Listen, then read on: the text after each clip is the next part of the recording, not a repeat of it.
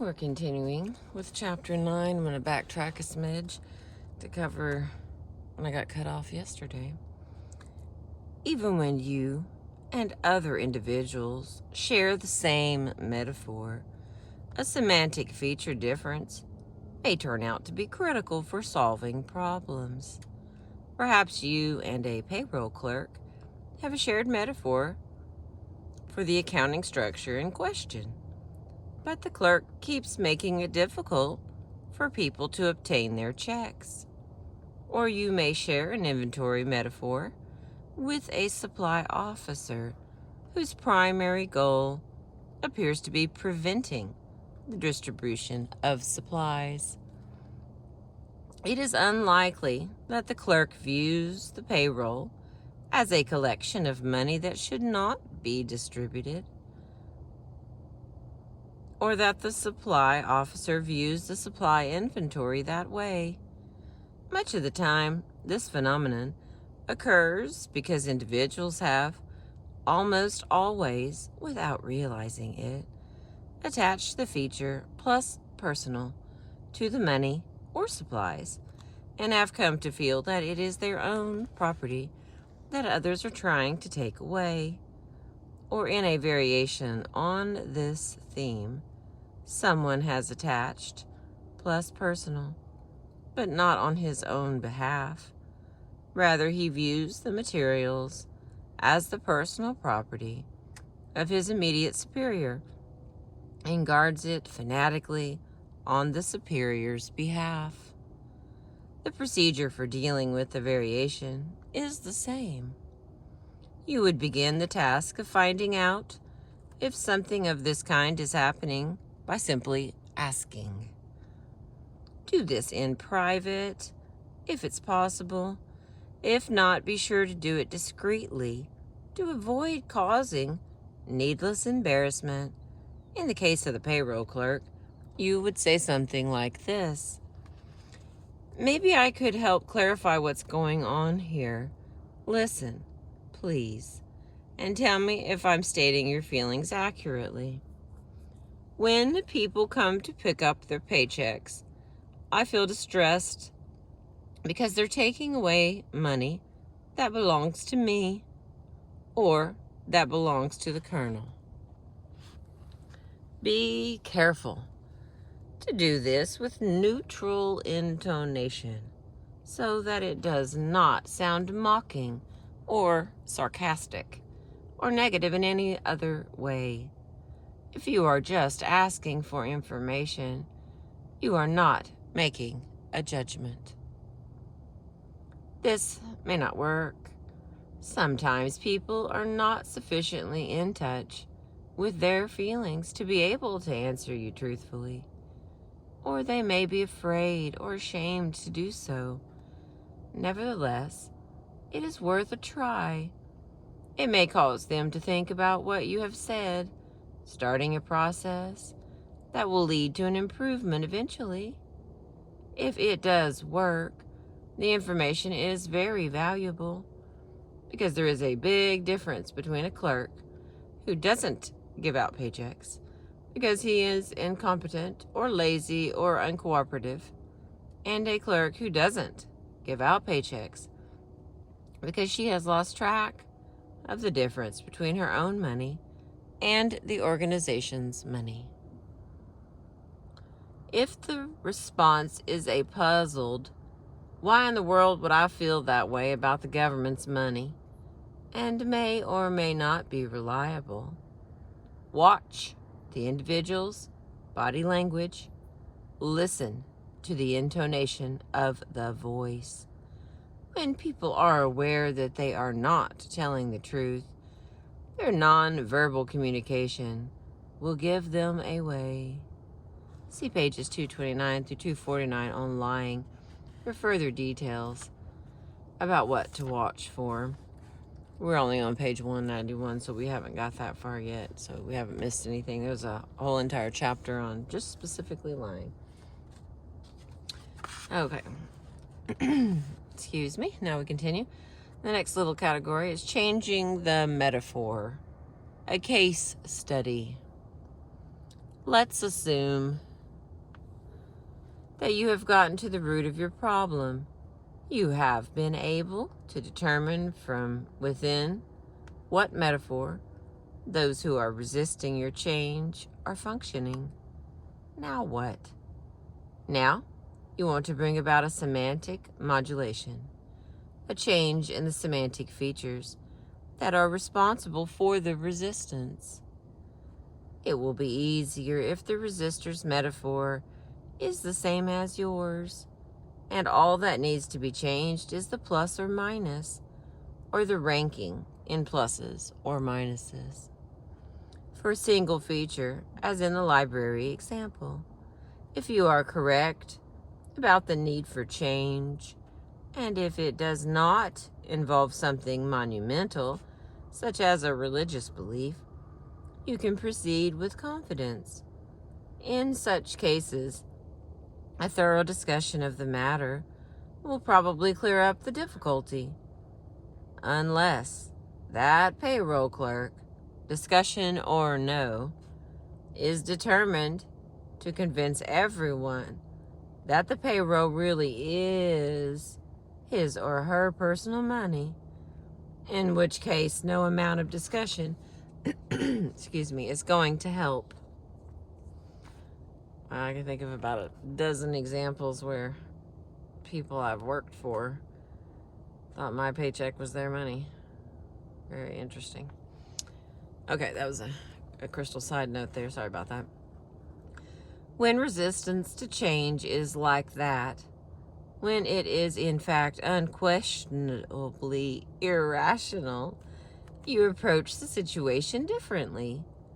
The payroll clerk who looks you in the eye and says, "But it is my money, and people keep trying to take it away from me," needs expert help. Unless you are an appropriate expert, it's time to call one in. However, and not to be sneezed at, when your discussion evokes a statement like that, genuine progress has been made. Now at least the source of the problem is out in the open.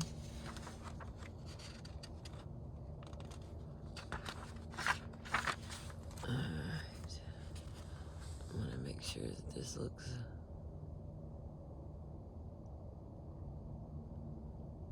I don't know if you can see all that steam coming off that water. It's beautiful. Absolutely beautiful. And all the movement in the water. Something swimming this way, but I don't know what it is. Okay, we continue. Page 192. In music, when the goal is a harmonious change from one key to another, you can do it abruptly if the two keys are close enough to one another in musical space to make the leap painless to the listening ear. If the distance between the two keys is large, however, you move from the first key to one nearby, and then judge the distance again. If it's still too great, you move to yet another one, until step by step, you are close enough to move to the key that is your final goal. To change from one metaphor to another, use the same procedure. Consider the metaphor your resistor is starting with. How far away is it from the metaphor you want? If the distance is large, don't try to make the change in a single leap. Instead, make several smaller moves in the proper direction. The metaphors in between the original one and the target area are called bridge metaphors. We can refer to the situation in which pointing out the source of the reality gap and discussing it are sufficient to motivate the change as the Eureka Leap. When this happens, it's swift and efficient and a marvel to behold. It's the ideal outcome for a reality gap of the size and scope experienced by John Martin and the librarian. It's a probable outcome. But the more complicated the change is, and the more people there are involved, the more unlikely the Eureka leap becomes. Let's move on to discuss a situation where the Eureka will be few and far between. Suppose you're dealing with a group of 6 executives, each provided with a personal secretary, each in turn provided with a personal typewriter. Let's assume that this arrangement, once satisfactory, has become downright quaint in the context of your business. Your goal is to change the arrangement so that in the end there will be 6 secretary-less executives, each provided with a personal computer.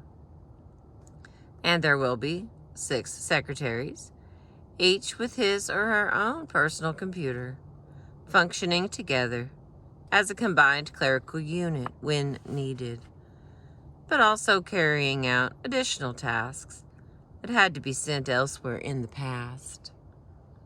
This is not a small change. This is a revolution. You don't have 6 eager go-getting executives and 6 forward-looking secretaries all chafing at the bit to be updated.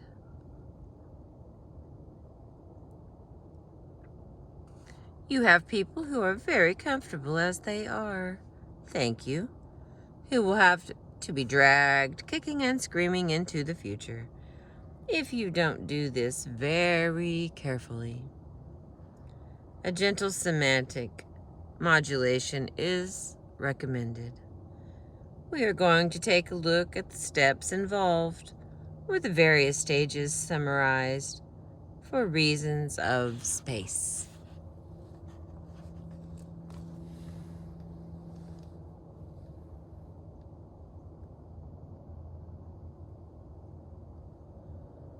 Let's see that water. All right, number 1. You identify a suitable metaphor for the situation as it is now. The status quo. In our example case, the metaphor turns out to be the one big happy family. Number 2. You select a suitable metaphor for the situation that is your target, your eventual goal. For this example, it would be the proud spaceship crew. Number 3. You compare the status quo metaphor with the target metaphor to see how much semantic distance lies between the two. In this case, a happy family in its cozy home is one heck of a long way from a proud crew in a spaceship of any kind. And it is probable that for the business described, the employees will perceive it as a spaceship going where no one has gone before. Resistance is almost inevitable and will be severe. You need a bridge metaphor. Number 4. Now, if you have not already done so, you do a feature analysis of the 2 metaphors, using reality statements as a check on the process. You will find that the following feature inventories are the critical ones. On the one side, the one big happy family, we've got a plus small, 2 pluses for close-knit, 2 pluses for traditional, 2 pluses for focused inward, and 1 minus for in motion. In the other category, the proud spaceship crew, we've got plus for small, double plus for close-knit, 2 negatives for traditional, 1 negative for focused inward, and a double plus for in motion. Number 5. Now you need to select your bridge metaphors.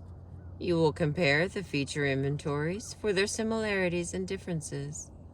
And then you will ask yourself, what else is there that shares these features and would be appropriate? What else needs a small, close-knit group of human beings and could be described as in motion, but is not quite so untraditional as a spaceship? The answer is a ship, and that allows you to modulate through two stages of metaphorical change: the wooden sailing ship's crew and the engine-powered ship's crew. Number 6, prepare semantic feature inventories for your bridge metaphors and compare them with the other two, like this. The wooden sailing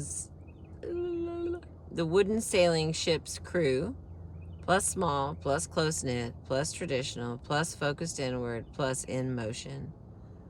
Change from status quo, 1 minus in motion, has been changed to a plus. All double pluses have been weakened to a single plus. The next one, the engine-powered ship's crew is plus small, plus close-knit, plus minus traditional, plus focused inward, and plus in motion. Change from wooden ship, 1 more plus traditional, has been changed to a minus. Number 7. Now, compare the semantic feature inventory or the final bridge metaphor with the target. The change needed now is just making the minus on traditional a double minus, the plus on in motion a double plus, and reversing the value for a single feature, as focused inward does from plus to minus. The resulting total change is still a large one, but it has been done gradually. Number 8, prepare a campaign for introducing the series of metaphors to your people in meetings, talks, memoranda, excuse me, or whatever is most suited to your situation. And we've got figure 12 here. I'll add these down in the comments eventually. Because presuppositions are so powerful, you can often set a metaphor in motion without actually stating it is so many words. In the wagon's hoe example, it's because almost everyone can be counted on to associate that phrase with the wagon trains of the old western frontier. At other times, it's because of the presuppositions of certain words, even when they are not tied to a large and complex metaphor, like the Old West. If you see Mr. Jones arrive, and you say to the person next to you, "Guess who just slithered in the door?" You don't have to openly say, "Mr. Jones is a snake." The grammar of English takes care of that for you, because only certain creatures can be said to slither, and the snake is the default option.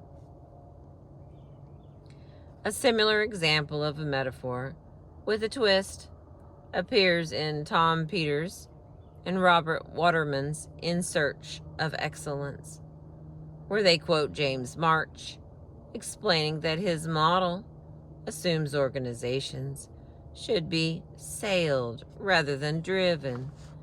Notice how much work that simple sequence of language does. Notice how many things do not have to be explained in explicit detail as a result of using it.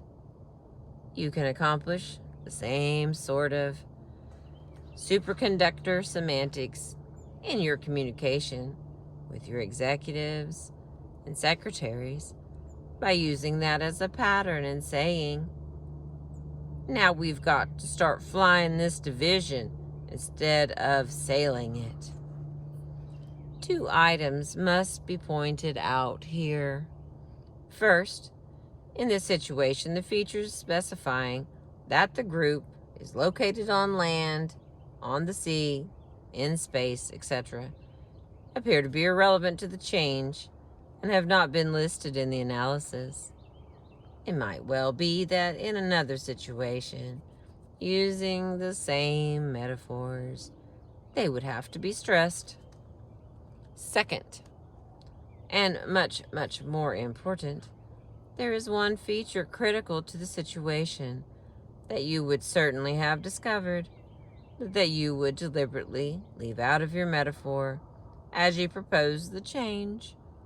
A feature we should summarize as plus or minus with human servants. The primary reason executives resist having their private secretaries taken away has nothing to do with efficiency or productivity. It has to do with convenience. Traditionally, such secretaries have not only done the necessary clerical work, but have provided many personal services, such as going to the bank, shopping for gifts, and exchanging or returning them, addressing Christmas cards by hand, making coffee, and so on. These are services appropriate for servants, and people who have been enjoying them are predictably reluctant to do without them. However, pointing this out is almost certainly going to cause defensive reactions from both groups. The secretaries will not like being portrayed as domestic help any more than the executives will like being portrayed as masters and mistresses. You may eventually have no choice but to level and bring this out into the open. But you would not start that way. Your people are aware of the circumstances at some level. Rubbing their noses in it may not be necessary. You can always bring it in at a later date. I'm going to stop right here and I'll see if I can get a little bit more in. I appreciate you listening. Thank you so much. This has been the middle section of Chapter 9 from the book Success with the Gentle Art of Verbal Self-Defense by Suzette Hayden Elgin. Thank you.